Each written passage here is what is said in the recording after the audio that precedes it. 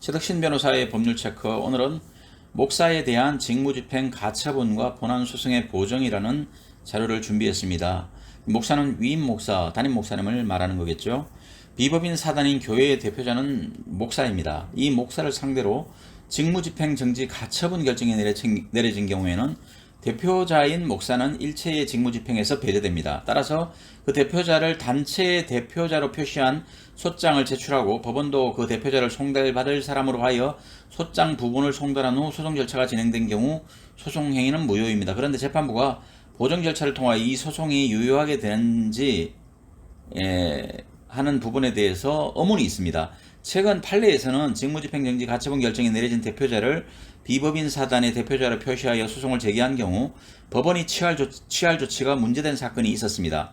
원고들은 비법인 사단인 피고를 상대로 갑이 피고의 대표자 지위에 있지 아니한다는 확인을 구하는 이 사건소를 제기하면서 소장의 피고의 대표자를 갑으로 표시하였습니다. 그런데 소제기 전에 갑에 대하여 직무집행정지 가처분 결정이 내려진 상태였습니다.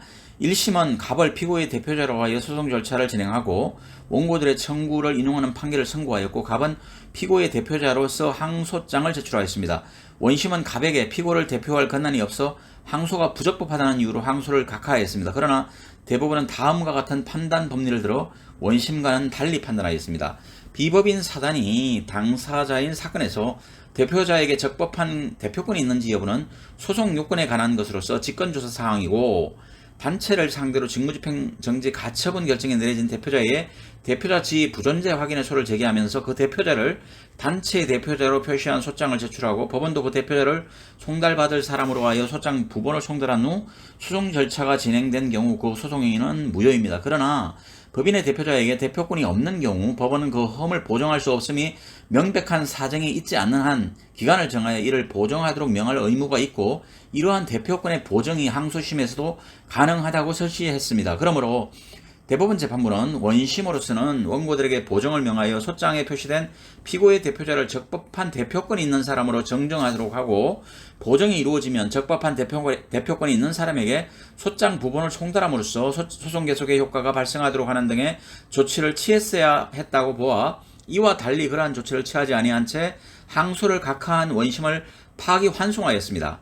결론적으로 직무집행 가처분 결정을 받은 목사를 상대로 대표자 지위 부존재 확인에서는 원칙적으로 불가능하고 목사를 상대로 본안소송이 진행되는 경우에 그와 같은 소송은 무효이지만 만일 본안소송이 진행되었다면 법원은 대표권이 부재한 험을 보정하도록 명할 의무가 있습니다. 그리고 험이 있는 사람이 소송행위를 한 뒤에 보정된 당사자나 소송 법정 대리인이 이를 추인한 경우에는 무효가 아니라 그 소송행위는 이를 한때에 소급하여 효력이 생긴다고 보는 것이 타당하다 하는 것이 대법원의 판례입니다.